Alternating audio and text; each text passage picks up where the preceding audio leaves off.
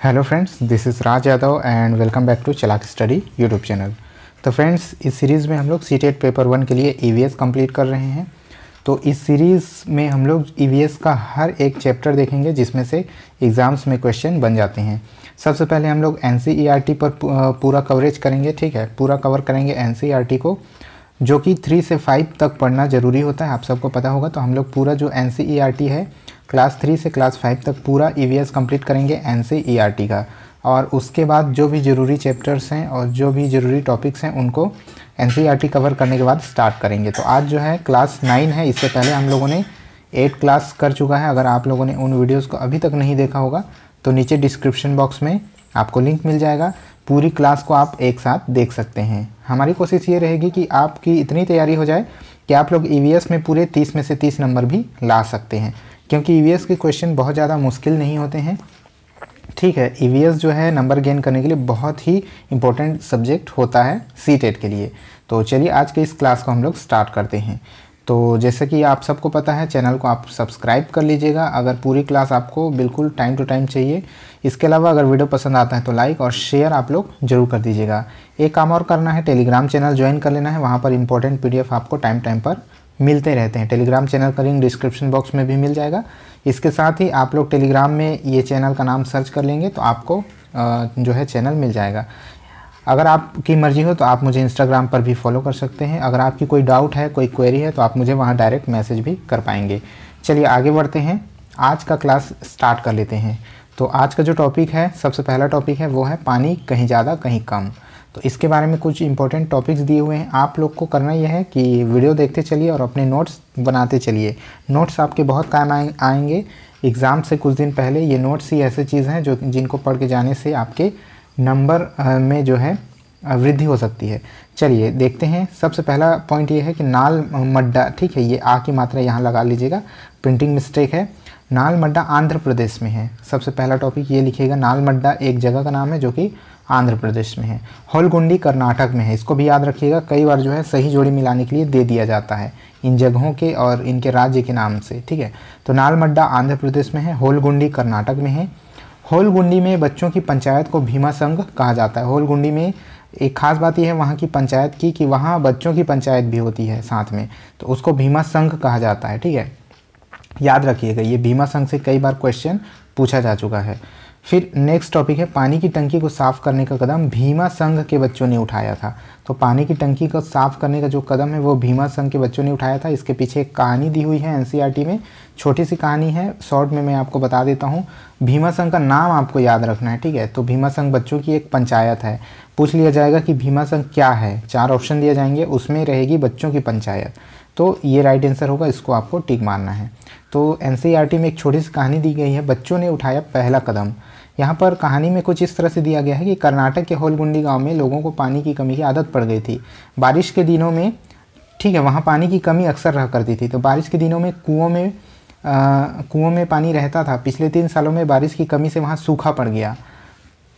पानी था ही नहीं, न खेती के लिए, न पीने के लिए, न ही जानवरों के लिए। हार मानकर लोग मजदूरी करने शहर जाने लगे। बच्चों को भी स्कूल छोड़कर बड़ों के साथ जाना पड़ता था, बच्चों को भी पानी लेने जाना पड़ता था। गांव की पंचायत परेशान थी।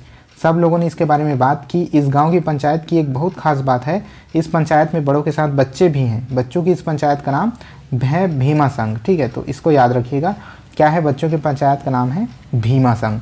तो कहानी कुछ इस तरह का है कि जो भीमा संघ के बच्चे हैं उन लोगों ने बड़ों से पूछा कि आखिर यहाँ पानी की कमी रहती क्यों है। तो बड़े लोगों ने ये बताया कि पहले यहाँ पानी की कमी नहीं रहती थी। एक बड़ा सा टंकी था उनके गाँव के ऊपर की ओर, जहाँ पर पानी इकट्ठा रहता था, लेकिन आजकल उस टंकी में पानी इकट्ठा स्टोर नहीं हो पाता है। तो बच्चों ने सोचा कि हमको वो टंकी देखनी चाहिए। जब वो देखने गए तो उस टंकी में उन लोगों ने देखा कि इसमें बहुत सारा कचरा, मलबा और पत्थर भरे हुए थे, तो पानी वहाँ स्टोर नहीं हो पाता था और उसमें छेद भी थे टंकियों में। तो उन लोगों ने क्या किया कि पूरी टंकी की उन लोगों ने सफाई की, पूरा कीचड़ साफ़ किया, पूरे कचरे साफ़ किए, टंकी की मरम्मत की। ठीक है, उसके बाद फिर उस टंकी में पानी स्टोर होने लगा। तो यही यहाँ पर दिया गया एक टॉपिक कि पानी की टंकी को साफ़ करने का कदम भीमा संघ के बच्चों ने उठाया था। चलिए आगे बढ़ते हैं, जड़ों का जाल। नेक्स्ट टॉपिक है आपका। तो उसमें क्या क्या इंपॉर्टेंट फैक्ट दिए गए हैं कि बरगद की लटकी हुई शाखाएं जड़ें होती हैं। आप लोगों ने बरगद के पेड़ देखे होंगे, खूब बड़े बड़े होते हैं और उसमें कुछ शाखाएं लटकी रहती हैं, ठीक है, जिसमें बच्चे झूला भी झूल सकते हैं। ऐसी शाखाएं होती हैं बहुत ही मजबूत और बहुत ही लंबी लंबी, जो कि ज़मीन तक आती हैं, ठीक है, ऊपर के शाखाओं से लेकर के ज़मीन तक आती हैं। तो वो शाखाएं असल में उनकी एक तरह से जड़ें होती हैं, ठीक है। तो बरगद की जड़ ऊपर की ओर उनकी शाखाओं में होती है। रेगिस्तानी ओक का पेड़ ऑस्ट्रेलिया में पाया जाता है। ये जो है बहुत ही ज़्यादा इंपॉर्टेंट है, मोस्ट इम्पोर्टेंट जो है आप इस चैप्टर का इसको कह सकते हैं, ऑस्ट्रेलिया। और इससे रिलेटेड क्वेश्चन हर एक एग्ज़ाम में, हर एक सीटेट के एग्ज़ाम में पूछा जाता है। रेगिस्तानी ओक का पेड़ ऑस्ट्रेलिया में पाया जाता है। तो ये ओक का पेड़, रेगिस्तानी ओक का पेड़ याद रखिएगा और ऑस्ट्रेलिया याद रखिएगा। ये जो है ऑस्ट्रेलिया में पाया जाता है। इस पेड़ की जड़ें पेड़ की लंबाई की 30 गुना गहराई तक ज़मीन में जाती है। उसकी जड़ें कैसी होती हैं? जो पेड़ की लंबाई होती है, जो कि अक्सर 4 से 5 मीटर की उसकी लंबाई होती है, उससे भी 30 गुना ज़्यादा गहराई तक जो है उसकी जड़ें जाती हैं। तो रेगिस्तान में चूँकि ये पाई जाती है, तो रेगिस्तान में पानी की कमी होती है, उसका वाटर लेवल जो है होता है वो बहुत नीचे होता है। इस वजह से इस पेड़ की खासियत यही है कि जो पेड़ की लंबाई होती है उसकी 30 गुना नीचे उस ज़मीन तक जाती हैं उनकी जड़ें, ताकि वो पानी स्टोर कर सकें जब तक कि वह पानी तक ना पहुंच जाए। यानी पूरे पानी को ढूंढते हुए उनकी जड़ें नीचे तक चली जाती हैं। यह पानी पेड़ के तने में जमा होता रहता है। तो जड़ें जो पानी सोखती हैं वो पेड़ के तनों तक आ जाता है। यहाँ के लोग तने के अंदर पतला पाइप डालकर पानी निकाल लेते हैं। जो ऑस्ट्रेलिया के वहाँ के लोग होते हैं वो तनों के अंदर पाइप डाल करके पानी को निकाल लेते हैं। आगे बढ़ते हैं। जो इम्पोर्टेंट फैक्ट है वो ये है कि बिहू त्यौहार असम में चावल की फसल आने पर 14-15 जनवरी या फिर 1-2 माघ को मनाया जाता है, ठीक है। तो इसमें कई सारे क्वेश्चन इसी में बन जाते हैं आपके कि बिहू का त्यौहार कहाँ, असम में मनाया जाता है, कब मनाया जाता है, चावल की फसल के टाइम, और ये होता कब है, 14-15 जनवरी के आसपास, या फिर हिंदी कैलेंडर मतलब कि जो असम कैलेंडर है उसके हिसाब से 1-2 माघ को मनाया जाता है बिहू का त्यौहार। भेला घर बांस से बनाया जाता है। तो ये भेला घर क्या है? भेला घर जो है त्यौहार को मनाने के लिए घर जैसा, एक कमरे जैसा तैयार किया जाता है बांस से, उसको कहते हैं भेला घर। इसको याद रखिएगा, भेला घर को बिहू त्यौहार से रिलेट करके आप याद रखिएगा और नोट्स अपने बनाते चलिए। नेक्स्ट आगे दिया गया है कि मुख्तारपुर गांव आंध्र प्रदेश के पोचमपल्ली कस्बे में था, ठीक है। पोचमपल्ली ये नाम इंपॉर्टेंट है, इसको याद रखिएगा। मुख्तारपुर गांव आंध्र प्रदेश के पोचमपल्ली कस्बे में था। अब यह तेलंगाना में है। तो पहले आंध्र प्रदेश में था, जब से तेलंगाना बन गया तो ये जो है तेलंगाना में चला गया। तो पोचमपल्ली तेलंगाना, मुख्तारपुर जो गांव है वो अब तेलंगाना राज्य में है।